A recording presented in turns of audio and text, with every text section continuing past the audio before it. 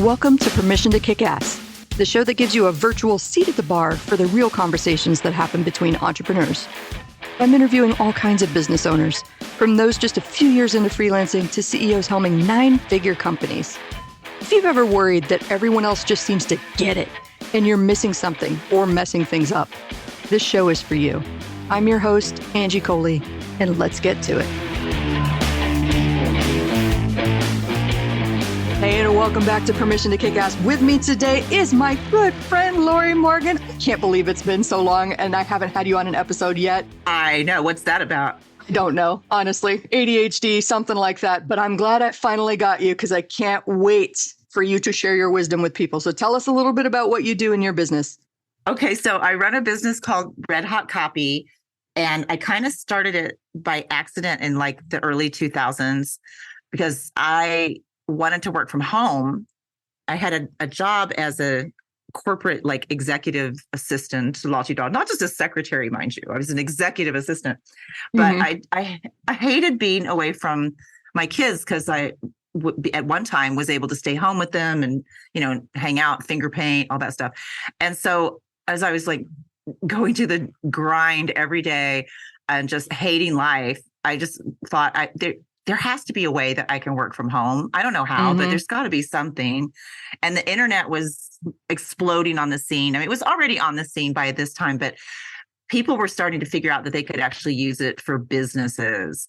And so what happened was my boss retired and I just didn't get a job. I'm like, okay, this is my chance. I'm going to figure this out. I don't know how, but I'm going to figure it out. And so I have a journalism degree. So I started marketing myself as a virtual assistant, actually. Yeah. And I know, right? So I would write press releases and I was kind of writing copy, but didn't even know that there was a title that went with it. So then one day, this guy from the Dan Kennedy world contacted me and asked me to write a series of 52 autoresponders. And I'm like, what? What's an autoresponder? Wow. And so he kind of showed me what direct response copy was. He showed me some examples. He showed me sales pages, which I had obviously seen. I just didn't think about people getting paid to write this stuff. So yeah. So I found out, whoa, there's this whole industry that I didn't even know existed. And I freaking love it. And what I loved that it's so conversational. It's casual. It's connecting. You can, be a badass. You can have personalities, in copy that not like a boring journalism article or something like that. So I fell in love with it and I just started trying to get to be the best I could be. But this was back in the, Stone Age where they didn't have all the classes and mentors and stuff like that. So it was a lot harder to actually learn it than it is today. It's much easier to learn today. But I was really lucky that I used to go to a lot of events, live events, and that's where you and I first met. Yeah. Was at a live event. I'm jumping ahead a little bit, but that's how I built my business really, was networking, getting to know people face to face. And that's where I met Gary Halbert and John Carlton. And I hired John to be my mentor. And so that's when everything changed. And people who don't know, those are like big deals in my industry. If you're listening to this and you're not in the geeky copywriting world, that's cool. But they're like gods to our industry. I know. I've ranted on this show before about how copywriting is kind of a weird world if you're not into it. So for anybody that doesn't know, copywriting is a particular kind of writing that's more focused on marketing and sales. And there's typically two schools of thought. You'll encounter this in your business. People that are focused more on the brand and the awareness and the personality, and folks that are more focused on the sales. Personally, I am kind of in the middle ground because I think both branding, voice, and sales are important and that there's a way to marry the two. But there's a lot of infighting in our industry. And the other weird thing about our industry is the celebrity culture. Like it's freaking bizarre how much hero worship there is in copywriting, especially like John Carlton. I know that you're one of the celebrated heroes of copy. Somehow people admire me at events now too, which freaks me out sometimes. But and that was funny because I was a few years in, I was still at my broke ass stage when you and I met, but I was like, we met through a forum that was very masculine, very. Oh, yeah. very dick swinging, very competitive. Sausage fest. Yes, we're holding our own in this very competitive forum, and people are like, Angie, I'm going to see you at this conference, right? The Action Seminar in San Diego. I remember it. And I was like, well, shit, I guess I got to go because they think I'm this like super impressive, successful copywriter. And actually, I was ashamed at the time. I didn't tell this story for years, but I couldn't afford to go. So I created an Indiegogo campaign and financed my way there by selling $5 haikus, $20 songs with my band in it karaoke, and then like cut rate copywriting packages. And then I had a bunch of people say, I don't need any of those things, but I need something else. Can I hire you? And you can go. So I thought for years that was shameful. Like I had to beg to get there. And years later, when I did tell that story in a coaching call, one of my mentors who was sitting in was like, how did I never know that about you? That's so resourceful. That's so clever. And I was like, that's not shameful. It's not. Okay. No, you're supposed to have lots of failures in our industry that become badges of honor. Absolutely. And then I showed up, and of course we both bonded over having bright red hair at the time, which made us both recognizable in the sausage fest again. And this is all love to you, John Carlton. You know you attract the sausage fest type, but totally. Yes, he does. Yeah, he definitely does. And that was another thing I like about copywriting, or I would say still do, is I liked that masculine energy because I'm very girly girl. I mean, I do a lot of masculine stuff, but I like, my hair fixed, and I like the best makeup and stuff like that. So I liked being one of the dudes and being able to swear and say whatever I felt and be accepted and tell dirty jokes. It's awesome. Oh yeah. I think that's one of the things that attracted me to it too, because of course, like most of us grew up with this idea of what writing had to be, intro, tell them what you're going to tell them, and then sum it up in conclusion, here's the three things that you're going to learn from my essay. Snooze.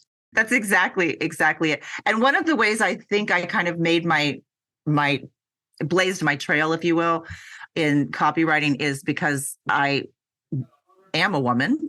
And because I looked at things just a little bit differently, and I attracted a lot of women to my list, to my community. And they were like, they hated that stuff. They hate masculine salesmanship. And so, but you have to have a certain amount of pressure and excitement and intensity. Otherwise it gets boring. And so there was like a fine line. And I'm just like, I didn't know what to tell these women who were coming up to me, because all I ever learned was how to be ballsy, testosteronal in your face. And so I had to literally pull back from the industry for about a year and just kind of really study how women think, even though I'm a woman, it just didn't come naturally, and what we want to hear in order to buy. And the differences are very subtle, but they're really powerful. And so I separated myself out that way by being able to sell to women. And I'll tell you the secret to it. Honestly, it's even kind of the way most copywriting has shifted. It's just about building a relationship and rapport. That's really all it is. Guys like that too. Hello. Right. Treating humans like humans. Who knew? Yes, what? Exactly. And so there's, some language differences to a degree, but in general, that's how I kind of landed as an A-lister, if you will.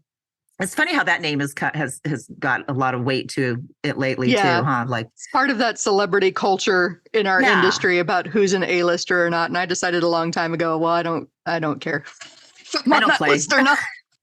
Exactly. The realization, okay, to go back to the weirdness of copy that is our industry, there's a lot of folks that specialize in like long form sales, and they go to be control beaters. They have a piece that runs for a long, long time, makes a lot of sales. There's usually royalties involved. So it's a prestigious thing to get a control. I looked at the amount of work that goes into securing a control, sometimes months, sometimes years of work and deep dive analysis and draft after draft after draft. And I was like, nope, don't want it. You know what? I wrote 3 emails that made $8.4 million. Good enough for me. Exactly. Right. I'm the same way. That took me like 2 days of writing to make that versus like 2 years. So I think I'm good. I'll specialize in this short form stuff over here because I'm lazy. I kind of am too. I hate to admit that, but I am. Especially lazy the is longer a superpower. Lazy is a superpower. Okay. I'm going to bust that fucking myth. Anybody who owns a business and thinks, damn it, my employees are so lazy, pay attention to what they do, because they will find the quickest, most efficient, most cost-effective way to do something because they want to be lazy. Laziness is a superpower. I love that. Yes. I'm going to embrace it. I totally am. I didn't used to be lazy, though. I used to, when I was first learning it, I was so like on fire. And I just wanted to absorb everything I could possibly learn. But now it's just almost second nature. It's so easy to look at people's copy and just go, nope, yes, do this, bring this up here. It's just like, it's almost like rote at this point. And so it's just so easy to go, okay, I can do a critique in like 5 minutes and then leave me alone. Go play with my horses. Oh, yeah. I'm glad that you brought that up, because there is this pervasive kind of insidious thought process that happens, especially among us creative entrepreneurs, where we tend to undervalue our skills because I can spot the major gaps and find the fixes in 5 minutes.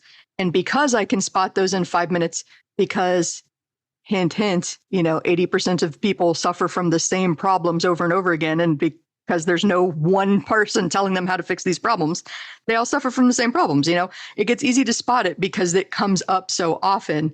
And then because it's easy to us, in a capitalist society that tells us you have to work really, really hard.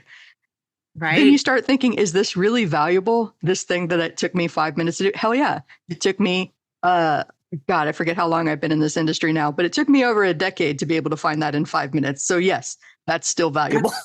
Yeah, you're absolutely right. It's true. It's from all those years and years of experience of doing it over and over again that it becomes rote to a degree. But yeah, that's a good point. Well, and I saw that it happened to me in real time once. I didn't really understand the power of writing and how it shuts some people down entirely until I was working with a colleague on an email. And, this is a communication issue too, but this colleague had been working on an email for like 2 weeks, trying to make it easy on me because of her perceptions of how much I had to work, which were related to how much it took her to write, right? This is like a snake eating its tail. So she spent 2 weeks working on an email that would have taken me probably 10 minutes. But we got on the phone and I was like, okay, cool. Show me your draft.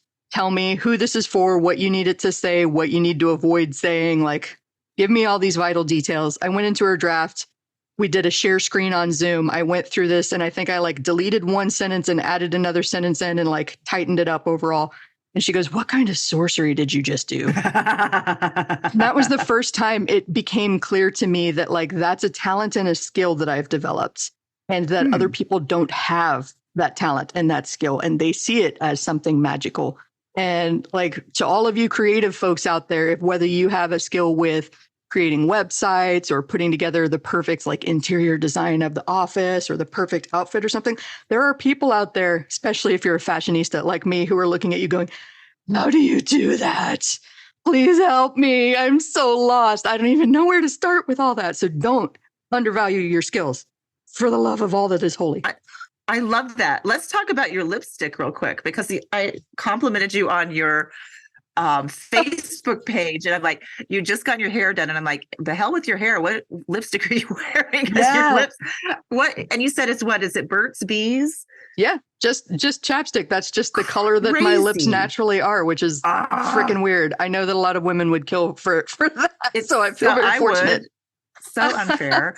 I bought Burt's, and it does. I don't know if it might be the wrong shade. Hold on. Oh, mine isn't even the tinted one. It's just the plain old chapstick variety of it. Like, here we go. You suck. Nobody gets to see this, but I'm pulling it out of my pocket because I'm one of those people that has Burt's Bees stashed in everything. All my suitcases, my wallets have a spare tube everywhere. I didn't know it wasn't tinted, you bitch. Mine is tinted and it's rose color. And it actually almost is the shade of your natural lip color. Oh, that's awesome. All right. I'm going to have to compliment mom and dad for the good genetics there. Lori is jealous. Writing it down. Quite. Exactly. Well, I'm glad that you talked about your experience with critiquing people's stuff too. I know my side tangent there on skills aside, but that ties into something that we were talking a little bit before I hit record on this. And that was the fact that when AI, which is on everybody's mind right now, we're recording in February. So this is going to come out in a couple months. But, January, February of 2023, everybody started talking about AI, started talking about ChatGPT and how, industries would be wiped out. There was a whole lot of fear. And you mentioned that you had some fear when this came out too. Now that's changed. Do you want to dig into that a little bit more? Yeah, I do. At first I heard about it and I'm like, oh, I've seen what it can do. It's such bullshit. It can't do anything. It will always need writers. Yeah. And then I saw some of the other output that people who knew how to wrangle it were doing. And it was like, holy shit, this is going to decimate the copywriting industry. And it is changing it. It's a disruptor. There's no doubt about it. But I realized that it's not going away because I'm afraid of it. Yeah. And that the best thing I can do is to embrace it and learn about it. And so I actually I'm taking classes in it. I bought books about it. I'm having conversations with people. And by the time this comes out, if any of us are still alive from the Terminator, then I will hopefully have a very good grasp of it. And I'm actually excited because it reminds me of when I first discovered copy, and it was this whole like blank slate of knowledge to take in. And I feel like that's what AI is like. Again, it's bringing excitement. I'm actually excited to learn about it and enthusiastic about it. Whereas before, things were getting a little stale for me. It's like all the copy, because I critique a lot of copy. And because like we were saying, like we've seen so much of it over the years, and you just see these patterns and it just starts to all sound the same. And so very few things were just popping out at me that made me excited. But it's got me all excited again. It's like a new kid in a candy shop. Oh, yeah. I've been taking classes on this too. So I'm firmly in the stubborn camp of this is just the next evolution. So everybody that's freaking out about whatever, it's going to die in a couple years, or it's going to take over everything and we'll have no jobs. I don't believe the answer is ever in the extremes. I do think if people don't pay attention to it, they're going to go to the way of Blockbuster, because Blockbuster, and a lot of the music companies, they were hit hard by this when the internet came out and torrent sites were a thing. People want to listen to music the way they want to listen to music. And when businesses didn't give them an option to listen that way, they did it anyway. That's what technology has gotten for us. So, I think there's always going to be a certain subset of people who don't want to work with machines. They want to work with people. And so there's always going to be opportunity for talented writers. But I think what this does is this eliminates the bottom half of the market. So if you are a mediocre writer, if you're a coasting kind of writer, if you don't have anything that stands out about you or like a specific value or expertise that you bring to the table, then absolutely you're in danger from AI, because with a couple clicks and a couple dollars, they can replicate what it would take you several hours to do. Yeah, absolutely.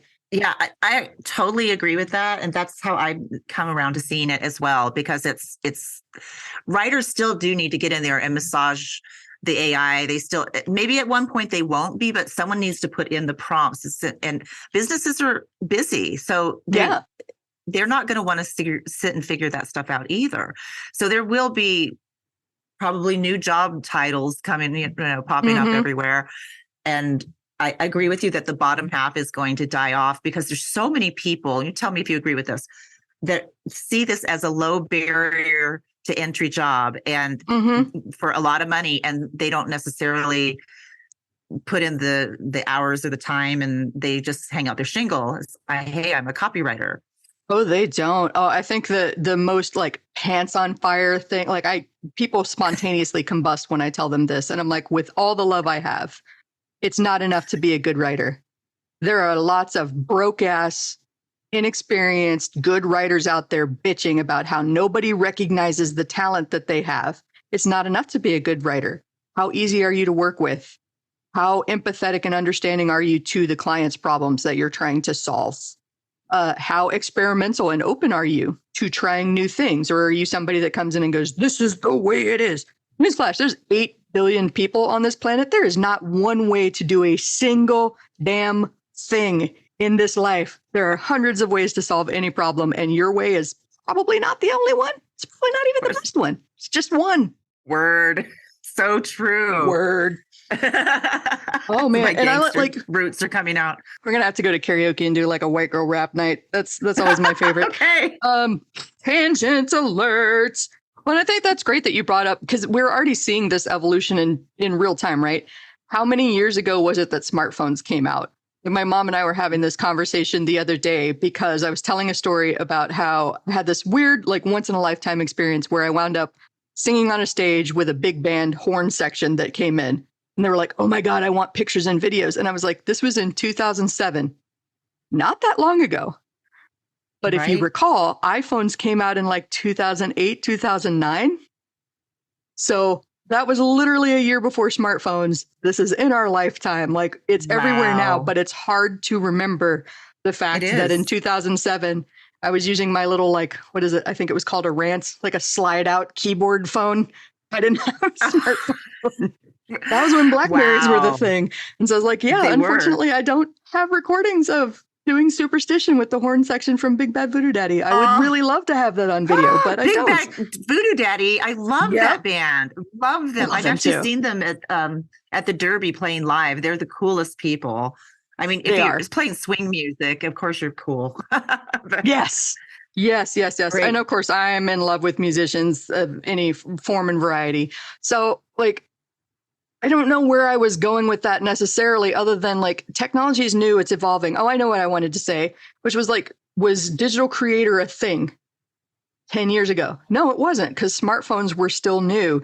YouTube was still new.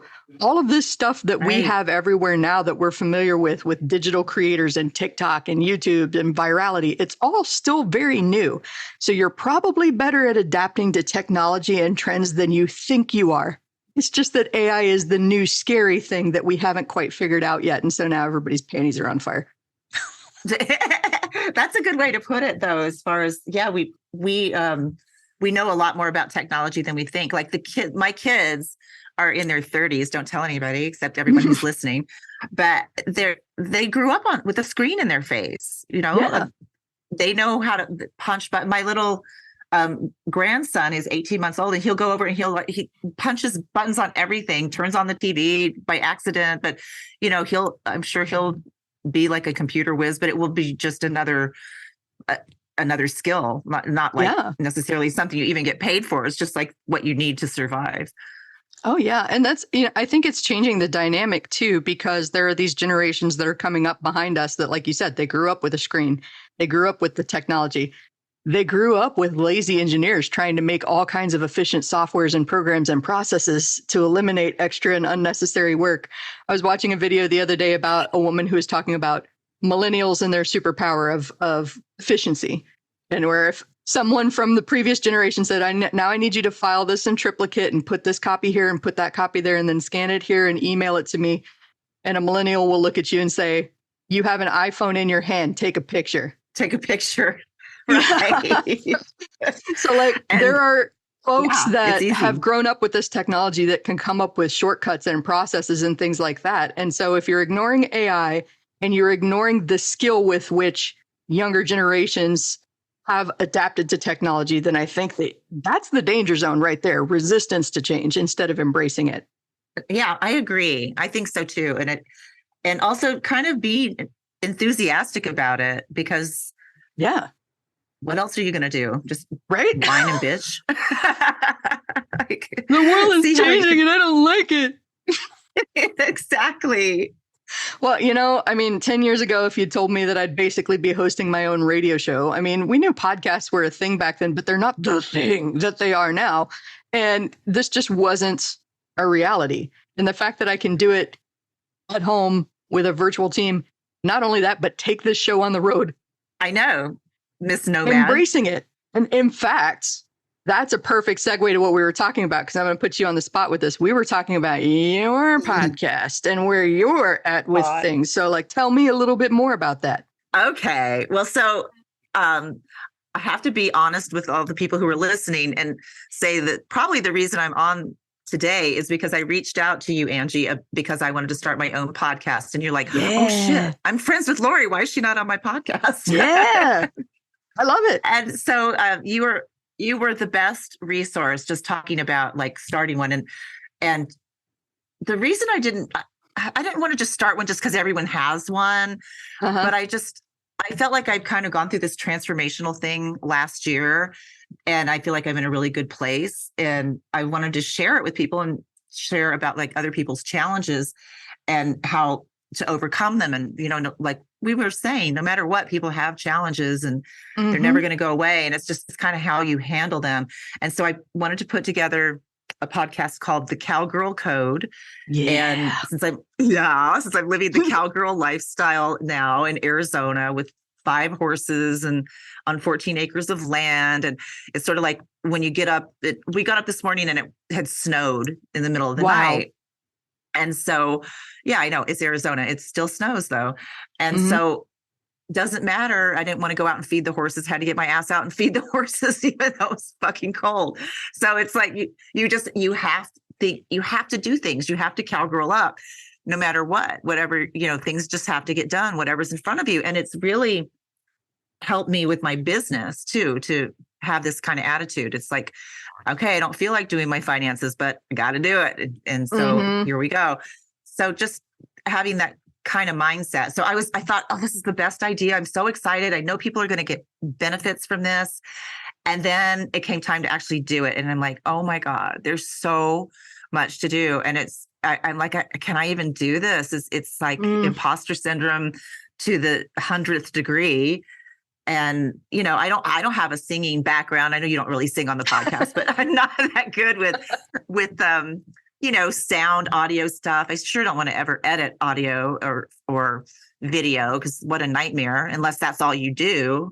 To me, I'm sure, sorry, techies who like it, but I just feel like out of my depth. And I'm supposed to be launching this thing next month because that's the anniversary of the events that triggered me actually going through this growth spurt, if you will.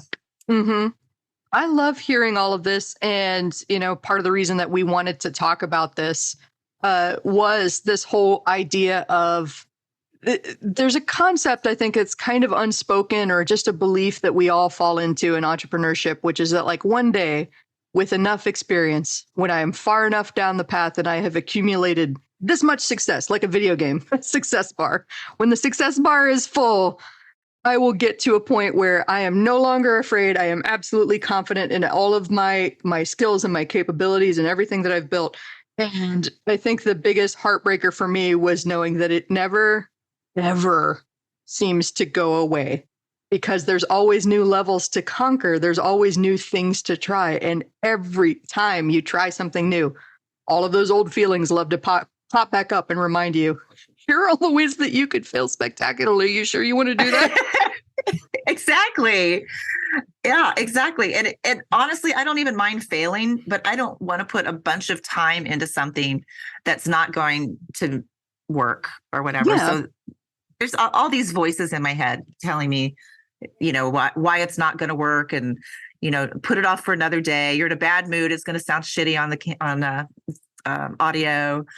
So, yeah. Well, I do agree with that. I have actually, I don't, as a general rule, record or cancel recording days unless I don't feel well, or like every once in a while, if there's a day where it's just, I'm in a mood and I have not been able to use my tools to kind of like turn it around, then I will cancel, simply because I know that like bringing that energy as the host and creating a supportive environment where we can talk and we can really connect, like that requires me to be in the right mindset, the right frame of mind for this conversation to go good. I have to lead it. I have to help you. Like, wow. Okay, and some folks are really down. Yeah, I'm happy to share. Angie gives me permission to procrastinate. Well, to a point. Right. What I discovered, and like I talked about this a little bit more with Brian McCarthy, my life coach. I think it was like episode 16, and he came on for a second one too. But like I noticed in the course of recording that even on the days when I woke up and I went like, I really don't, maybe I should cancel today. I don't know if I want to record. That when I held myself, when I put my feet to the fire and said, nope, I'm honoring this commitment, just like, let's get it out of the way. I would go through my good energy routine before I got on. And I would have these conversations that were so much fun. And I left it feeling so energized and going, that's why I started this show. Oh, yeah. Like, so Yay. that was when it was the experience of making myself go through it that led me to the recognition that I got so much energy from the calls, in addition to the energy that I put into the calls, that I love that piece of it. And that's the piece that, you can wrestle everything else out of my hot little hands, but this recording segment. Wow. That's really cool. It's interesting. It's a bit of a parallel, but it's with a horse theme, because why not?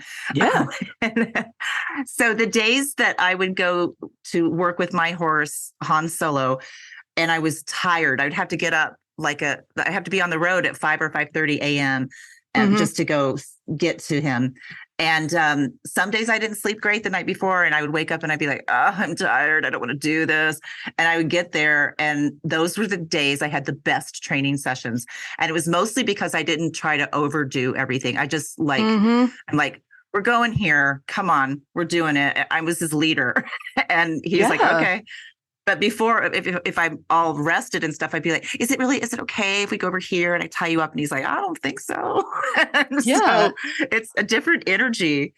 So it's a totally different energy. It's the I'm going to figure it out versus the I'm unsure type thing. And, I call what if or what should I do blocker questions, because there's no real answer to any of those. But how can I do this? That is a good way to get yourself unstuck and moving forward. And that's a lot of what I worked on with Brian when I was getting stuck.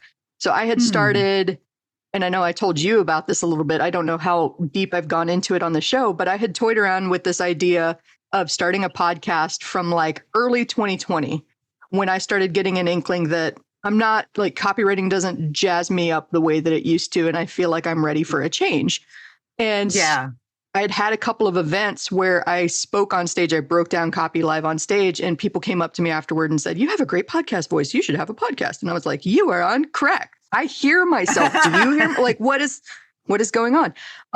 But enough people came up to me at different events with nothing to gain from this, that over time I started saying, there's something here, because they don't have anything to gain from telling me this. So it's genuine, And so I took a class in summer of 2022 about like a workshop about creating a podcast. And they broke down everything from editing to concept and interview skills and all that jazz. And I recorded 2 practice episodes. Those are episode 1 with Rachel Mazza and episode 4 with Chris Orzakowski. Those are practice episodes that I made during the workshop in summer of 2020. Wow. Why this is relevant is because, fast forward, everybody probably knows by now I had the breakup at the end of 2020. I made the decision to do digital nomad stuff. So January 2021, I'm on the road, and Chris Orzakowski reaches out to me because we recorded this episode 6 months ago. And he goes, yo, when is the podcast coming out? I want to promote it. I was like, shit, well, I have to. He practiced with me and he helped me out. And I kind of had to, I was feeling all of that trepidation and that imposter syndrome pop up. But here he is lovingly holding my feet to the fire. And I gave him a date 2 months out from there. And then I had to figure out how to do it. And of course, 3 weeks out, I'm just like, no, you can't make me. There's still so much left to do.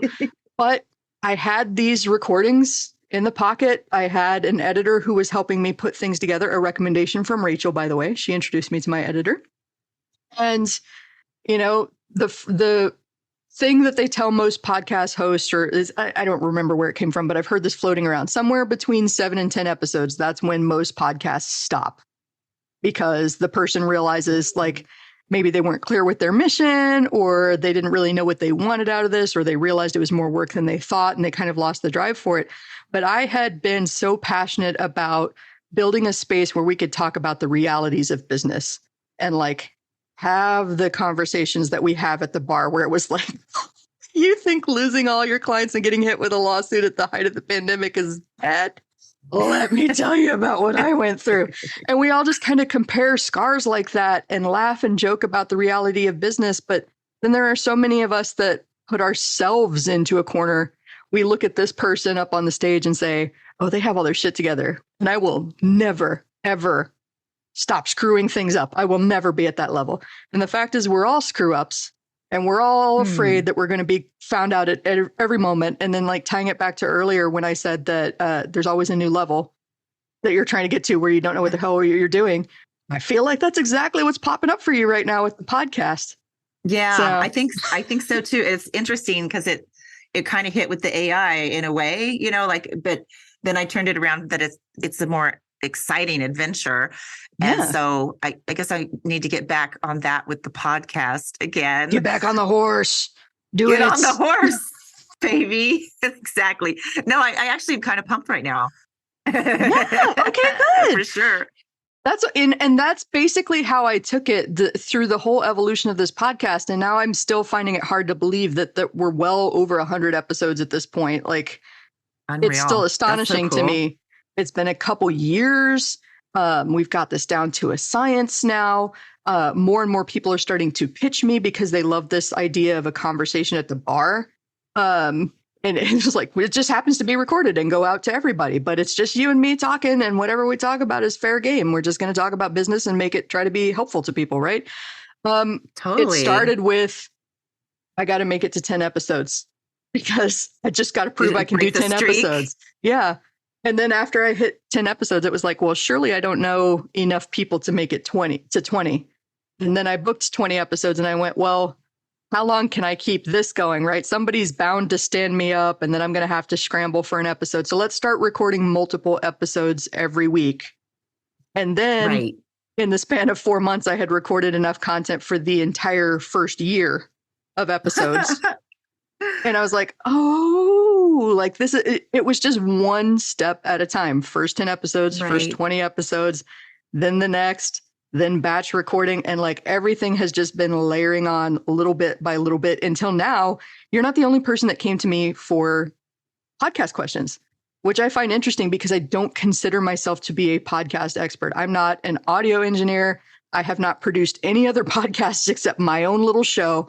This isn't a show that I started to like get sponsors or run ads or start a network or anything like that. It was literally just to build a space where we have these kind of authentic conversations.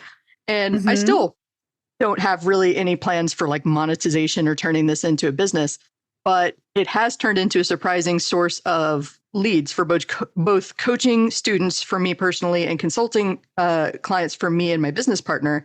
So just by following my heart and like finding that next step and focusing on that instead of the overall big picture of, oh my God, I've got to figure out everything, has really helped me with this. And then now people come to me with podcast questions. It's weird. Yeah, you were the first person I thought of to talk to. I know other people who have podcasts, but I think one of the reasons is because I knew you before you launched this and you were talking about it in our little group on Slack. Yeah. And you're like, should I do this? And I was like, hell yeah, you should do it. And not knowing there was so much work involved, but at any rate, and then watching it grow up, it's like you had a baby and it's growing up right in front of us. And it's just like, I don't know. You're so approachable too. And, you really are. And you just make it fun. So you have the kind of podcast that I'd like to have. And I think that's why I wanted to get advice from you. Hell yeah. And, actually, I'm glad that you brought that up because I think that there are so many of us that when we're trying something new, we're afraid to go ask people that we admire. Like we assume it's going to be an imposition or it's going to make us look a certain way, or like there's no way that they're going to give away their secrets. There's no way that I could teach you everything that I have been learning about podcasts. It's been 2 years, guys. Like I can't teach that all in one phone call. So of course, I'm happy to hop on the phone with a friend and share everything that I can in the time that we've got together. Like there's no way that I could give it all away. You know what I mean? So I don't know. I believe in generosity. I believe in approaching people that you admire and asking them how they did it for better or for worse. Just don't attach to it. If they say no, cool. Ask somebody else. Don't take it as a sign that you're not meant to do these things. I think you should have the show. And, I'm going to pitch myself as a guest, of course, even though I've only ridden a horse once in my life. So it's not about horses. I have to add that it's really about how you show up in life, and you qualify for that for sure. But I have to tell you too, I was intimidated to ask you, even though we're friends, even though we've shared Merlot and had laughs and hang out.